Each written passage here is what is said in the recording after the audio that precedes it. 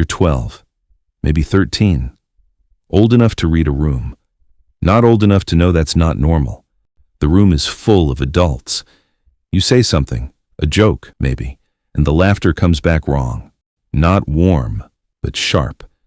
And something in your chest closes like a door. You don't cry, you don't leave. You step back to the doorway, and you watch. You watch who talks and who listens, who gets laughed with and who gets laughed at.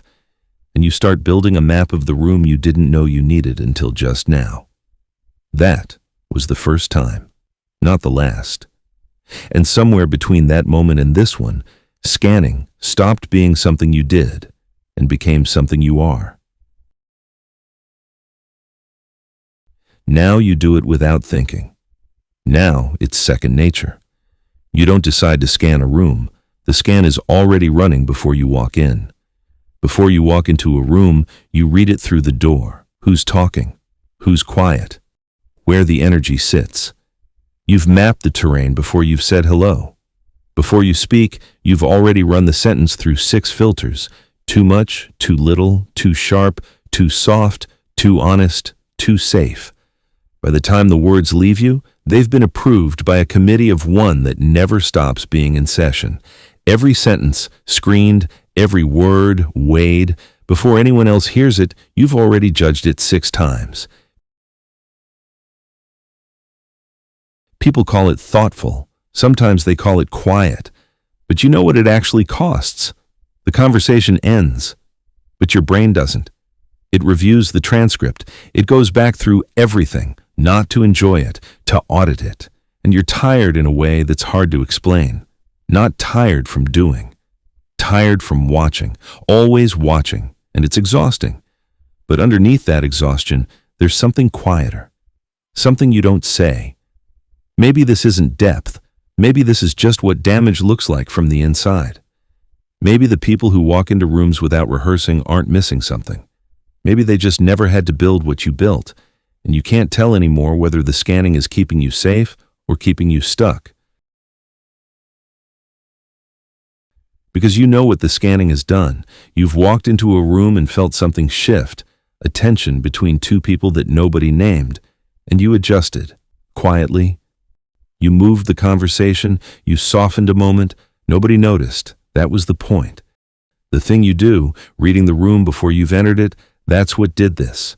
The same part of you that replays a conversation at midnight, looking for the thing you might have gotten wrong, that's the same part that makes people feel safe around you without knowing why. So you can't let it go. Because letting it go means losing the thing that's kept you safe and kept others safe. But you also can't keep paying what it costs.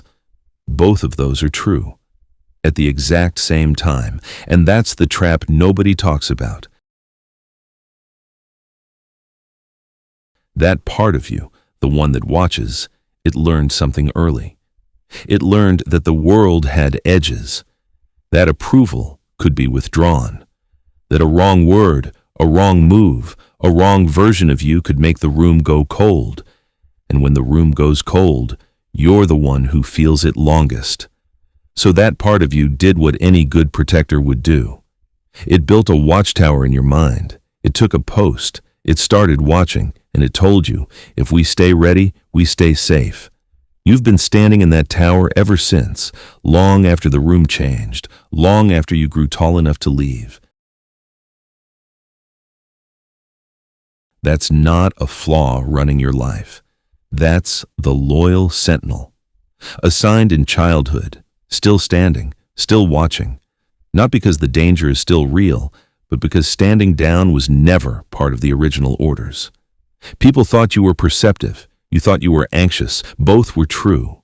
The part of you that learned to scan for danger also learned to read rooms, to catch what's unsaid, to protect the people you love before they even know they need it. You can still feel it.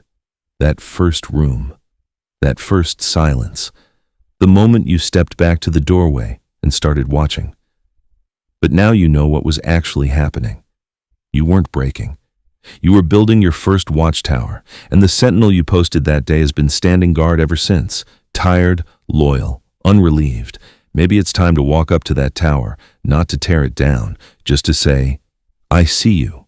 I know why you're here, and you don't have to stand alone anymore. If this video gave you a name for something you've been carrying, drop it in the comments. What's the one thing your sentinel catches that nobody else in the room notices?